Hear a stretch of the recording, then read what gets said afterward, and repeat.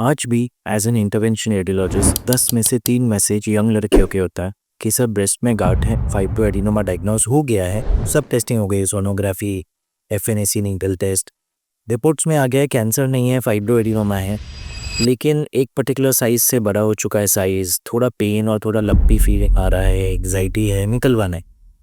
3 surgeons को visit किया, हर surgeon का कहना था कि आपको सर्जरी की ज़रूरत पड़ेगी, और सही कहना था, क्योंकि एक टाइम पे साइज अगर 2.5 सेंटीमीटर 3 सेंटीमीटर से ऊपर हो जाए, पेन करने लगे, सीरियल सोनोग्राफी पे ग्रोथ हो रहा है, तो उन्होंने निकालना चाहिए उसको। लेकिन 2026 में ऐसी सर्जरी की ज़रूरत नहीं पड़नी चाहिए जिसमें आपको एक स्कैल्पेल या ब्लेड से बड़ा कट करना पड़े, फिर टाँकों से वही कट को सीनना पड़े गांठ निकलने के बाद, एंड लास्ट में उसका स्कार आ जाए। आगे भी जब आप मैमोग्राफी अल्ट्रासाउंड कर रहे हो तो हमेशा वो एक इंटरनल स्कार, रेडियल स्कार दिखाई दे रहा है, जो कन्फ्यूजन कर रहा है कि मैलिग्नेंसी या कैंसर तो नहीं है, क्योंकि स्कार कभी कभी कैंसर को मिमिक करता है आगे के एज में। यही पे रोल आता है ये नए टेक्नोलॉजी का, जो 2026 में स्टैंडर्ड ट्रीटमेंट बन जाना चाहिए ब्रेस्ट फाइब्रो एडिनोमा निकालने के लिए, जिसका नाम है वैक्यूम असिस्टेड एक्सिशन। जी हाँ, ये टेक्नोलॉजी जैसा आपने नाम सुना, it is about excising breast fibroadenomas, breast की गार्ड को पूरी तरह निकालने के लिए है। कैसे? एक नीडल से, बायोप्सी नीडल से, इसलिए इसको पहले कहा जाता था वैक्यूम असिस्टेड ब्रेस्ट बायोप्सी।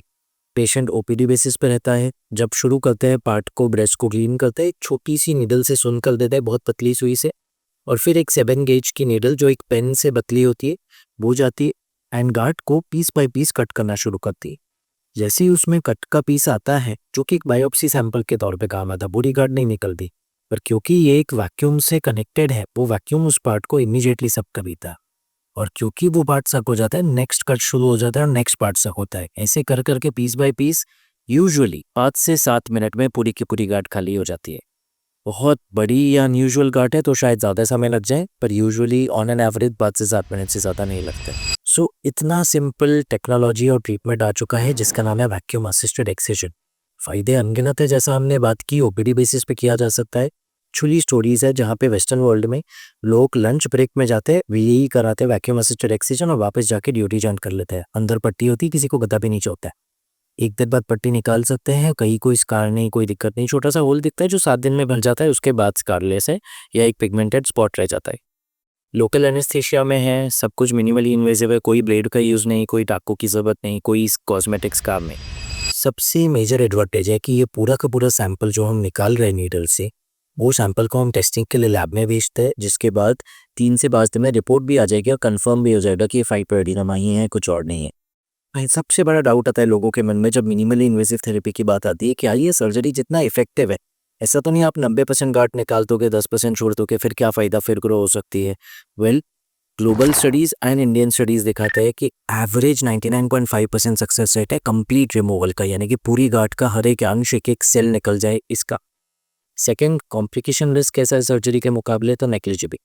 पिछले 100 केसेस में मुझे नहीं याद कोई पेशेंट में कोई गंभीर समस्या या कॉम्प्लिकेशन हुआ हो, पर ये मेरा पर्सनल डेटा या पर्सनल एनेक्डोटल एक्सपीरियंस हुआ। लिटरेचर में भी आप देखोगे तो एक्सेप्ट माइनर हिमेटोमा या क्लॉट जम जाना, कोई मेजर कॉम्प्लिकेशन नहीं रिपोर्टेड है, विच इज़ अमेजिंग। मतलब ऐसा therapy which sounds too good to be true, because कुछ लिमिटेशन है, ऐसा नहीं है कि हर पेशेंट जो हमारे पास आएगा इसके लिए कैंडिडेट है। पहला हम श्योर करेंगे कि वो फाइब्रो एडिनोमा लग रहा है, कैंसर नहीं लग रहा है, तो ही हम ये ट्रीटमेंट करेंगे।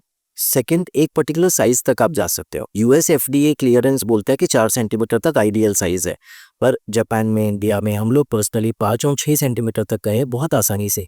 कभी कभी टाइम ज़्यादा लगा है, 1 से सवा घंटा भी, क्योंकि मशीन की मोटर गर्म हो जाती है तो उसे ब्रेक भी देना पड़ता है बीच में। कभी कभी एक सेकेंड सेशन करना पड़ता है, पर पूरा निकाल पाए हैं बिना किसी दिक्कत के। सो लिमिटेशन ज़रूर है, बट बहुत ही अमेजिंग टेक्नोलॉजी है। एक ऑफकोर्स मेन लिमिटेशन है कॉस्ट। देखिए, सर्जरी में जो औजार यूज़ हो रहे हैं वो है ब्लेड, टाँके और कुछ भी नहीं। इसमें जो औजार यूज़ हो रहा है यूजुअली एक वैक्यूम असिस्टेड नीडल होती है, एमआरपी अप्रॉक्सीमेटली 20 to 30,000 होता है, हॉस्पिटल यूनिट कॉस्ट भी काफ़ी हाई होता है। जो मशीन यूज़ की जाती है निकालने के लिए, that is worth 30 lakhs plus, 30 lakh से ज़्यादा की इसकी मशीन आती है कि बच्चों यूज़ की जाती है। सो पॉइंट ये है, कभी भी कॉस्ट सर्जरी को मैच नहीं कर पाएगा। एवरेज कॉस्ट कभी कभी एक गार्ड को अगर पूरा निकालना है जाता है around 80,000 plus on an average, और depends on hospital to hospital, clinic to clinic. Hospital में और महंगा हो सकता है, क्लिनिक में शायद थोड़ा सस्ता हो जाए, बट राउंड फिगर अराउंड इसके अराउंड रिवॉल्व होता है।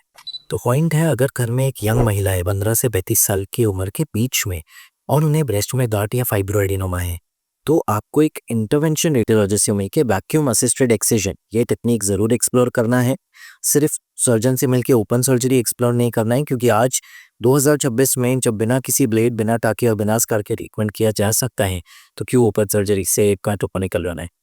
मेरा आप सबसे दरख्वास्त है, प्लीज़ ये वीडियो ज़्यादा से ज़्यादा लोगों से शेयर करें, क्योंकि बहुत महिलाओं को ये काम आएगा और हो सकता है वो एक मेजर सर्जरी या एक ओपन सर्जरी अवॉइड करे और स्कारलेस तरीके से सर्जरी करा सके। इसी के साथ ये 2 वीडियोस दिखा रहा हूँ जो इस टॉपिक पे हमने बहुत बात की है, practical results and even animation द्वारा दिखाया है ये कैसे किया जाता है डिटेल में। एंड चैनल से ज़रूर जुड़े रहे, क्योंकि इस पे आके बहुत बात करने वाले। सुरक्षित रहे, सशक्त रहे।